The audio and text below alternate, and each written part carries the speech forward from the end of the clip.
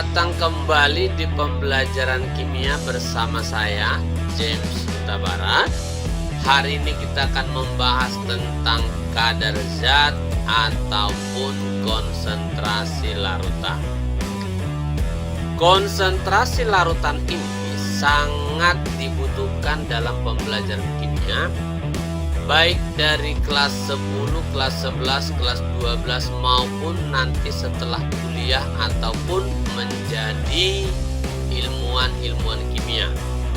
Karena semua kita hitung larutan dalam bentuk konsentrasi. Nah, konsentrasi yang pertama itu adalah molaritas ataupun kemolaran yang dilambangkan dengan M besar.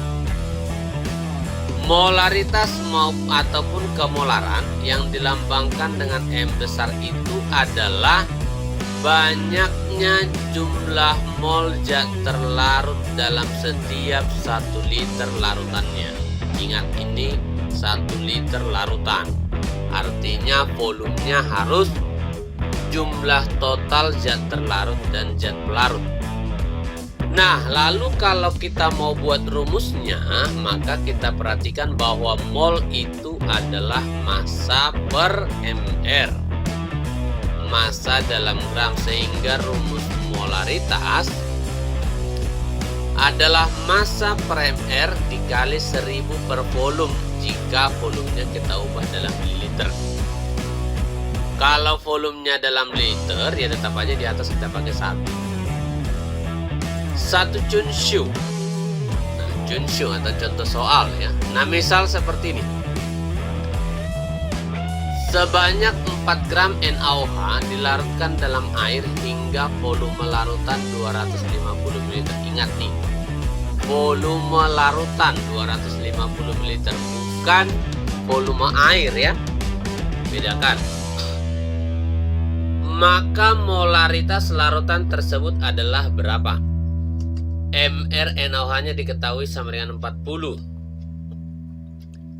Maka kita menggunakan rumusan tadi bahwa molaritas itu adalah massa dalam gram dibagi mR kali 1000 per volume. Berarti masukin massanya diketahui dalam soal 4, mR-nya 40. Nah, ini sudah diketahui tadi. Kali 1000 dibagi volumenya 250 ml. 4 dibagi 40 itu 0,1. 1000 dibagi 250 itu 4. Maka molaritasnya adalah 0,4. Nah, ini penentuan konsentrasi dalam molaritas. Namun bisa saja nanti diketahui dalam soal itu bukan gram atau massa, tapi yang diberitahukan di dalam soal itu adalah massa jenis. Nah, bagaimana menentukan molaritas dari massa jenis? Nah, kalau yang diketahui dalam soal massa jenis, maka boleh kita pakai rumus turunannya, bahwa molaritas itu adalah massa jenis dikali dengan 10 dikali dengan persen dibagi mR-nya. Nah, 1 Junshu misal seperti ini.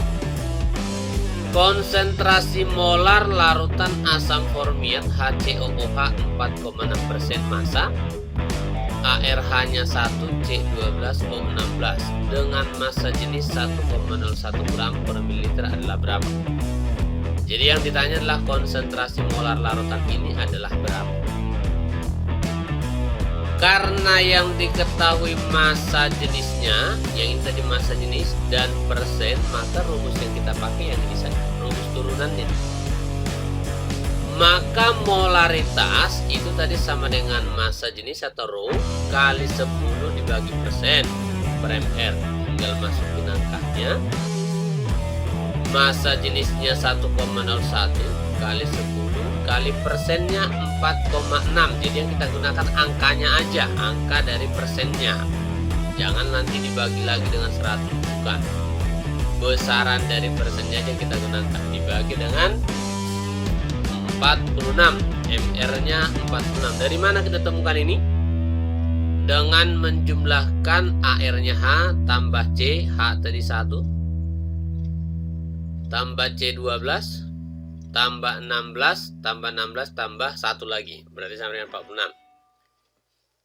10 dikali 4,6 itu sama dengan 46. Nanti ini kita coret. Maka tinggal molarnya adalah 1,01. Lalu yang berikutnya adalah konsentrasi dalam bentuk molalitas atau M kecil. Bedanya di sini M kecil, kalau kemolaran tadi M besar. Namun kalau kita definisikan bahwa molalitas itu adalah banyaknya mol zat terlarut dalam 1 kg pelarut. Jadi yang kita gunakan di sini pembandingnya hanya pelarut. Kalau tadi molaritas adalah volume total larutan. Berarti kalau kita buat rumusnya lagi bahwa molalitas itu massa per mR dari mol. Mol itu massa per mR dikali 1000 per gram pelarutnya. Nah, satu cunshu, misalkan suatu larutan diperoleh dengan melarutkan etanol dalam air dengan perbandingan mol. Nah, ini diketahui molnya. Perbandingan mol etanol dengan air 6:1000, berarti molnya etanol 6, molnya air 1000. Maka kemolalan larutan tersebut adalah berapa? Nah, tinggal kita masukin. Karena di sini sudah diketahui mol, ya ingat massa per mR ini tadi adalah mol. Jadi kalau kita masukkan rumusnya, molalitas massa per mR ini adalah mol zat terlarutnya atau si etanol dalam hal ini. Berarti molnya etanol adalah 6. Lalu kita kali 1000. Nah, di rumusan tadi kali 1000. Jadi 1000 ini dari rumus. Dibagi gram pelarut. Gram pelarut. Nah, diketahui kan di sini molnya pelarut 1000. Berarti yang ini baru mol. Supaya kita ubah menjadi gram, maka mol ini harus kita kali dengan mR. mR-nya siapa? Nah, ini kan tadi gramnya pelarut. Berarti ini kita kalikan dengan mR-nya pelarut. Siapa pelarutnya? Air. Berapa mR-nya air? H2O. H-nya 2, O-nya 1. Berarti jadi 18. Nah, ini dia molalitas untuk larutannya. Tinggal kita hitung. 1000 dibagi 1000 ya habis. 6 dibagi 18 berarti sama-sama dibagi 6 1/3. Maka molalitasnya adalah 1/3. Atau kalau dalam bentuk desimal berarti 0,333. Lalu yang sering lagi digunakan terutama nanti kelas 12 dalam pembahasan sifat koligatif larutan adalah molalitas dan fraksi mol. Nah, ini kita gunakan fraksi mol. Fraksi mol itu adalah perbandingan mol suatu zat terhadap mol total larutan.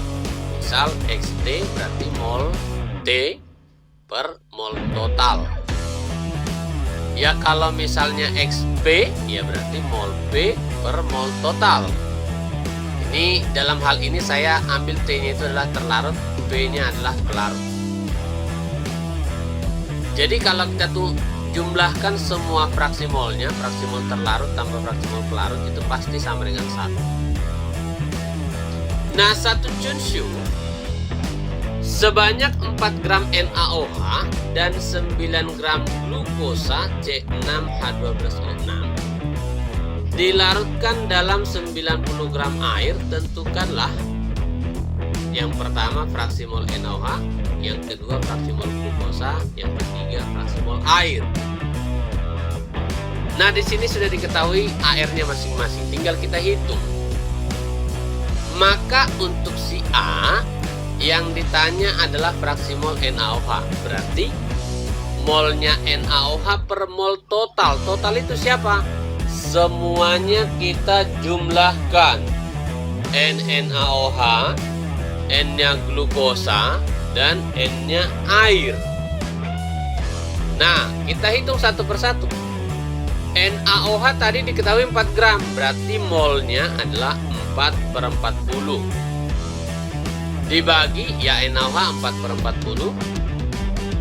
Mol glukosa tadi diketahui 9 gram. Supaya jadi mol berarti 9/180 mR-nya. Lalu air tadi diketahui 90 gram, berarti 90/18.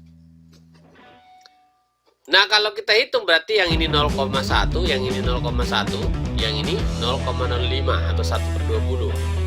90 bagi 18 sama dengan 5. Maka fraksi mol NaOH adalah 0,1/5,15. Itu untuk NaOH.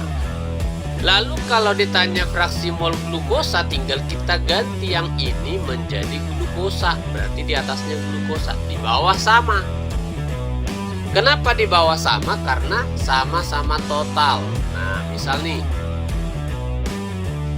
maka X-nya si glukosa sama dengan yang molnya glukosa. Jadi yang di atas aja kita ganti. Jadi bagi totalnya tadi sama dengan yang di atasnya, jadi si glukosa 9/180. Maka sama dengan 0,05 dibagi 0,1 tambah 0,05 tambah 5 sama dengan 0,05/5,15 atau 5/515. Lalu yang ketiga tadi ditanyakan adalah fraksi mol air. Nah, fraksi mol air berarti tinggal kita ganti ini menjadi air, di bawahnya sama. Berarti kalau di atasnya kita ganti air, jadi yang ini nih 90/18 dibagi totalnya sama. Atau di sini berarti 5 dibagi totalnya sama. Atau boleh juga kita gunakan tadi dengan menggunakan bahwa jika kita jumlahkan semua fraksi molnya harus sama dengan 1. Atau XNaOH tambah X glukosa tambah X-nya air sama dengan 1. Tadi kita sudah dapat XNaOH 10/515, X-nya glukosa 5/515. Berarti kalau kita jumlah dengan X-nya air sama dengan 1. Berarti ini tinggal hitung matematika. 10/515 tambah 5/515 tambah X air. 1 itu sama aja dengan 515/515. Yang ini 10 tambah 5 berarti 15/515. Maka kalau kita hitung X air sama dengan 515/515 dikurang ini semua. Kurang ini semua. 15/515. Maka fraksi mol airnya adalah 500/515. Nah, ini dia untuk menentukan kadar zat mulai dari kemolaran, kemolalan, dan fraksi mol. Sebetulnya masih ada persen, tapi persen itu kan pelajarannya sudah di SMP, jadi tidak perlu saya bahas lagi. Saya anggap kalau untuk persen semuanya sudah bisa menentukan. Nah, demikianlah pembelajaran kita hari ini tentang kadar zat atau konsentrasi larutan. Semoga ya sharing materi ini sangat bermanfaat untuk membantu teman-teman dalam mengikuti pembelajaran di sekolah. Sampai di sini, terima kasih dan sukses buat kalian semua.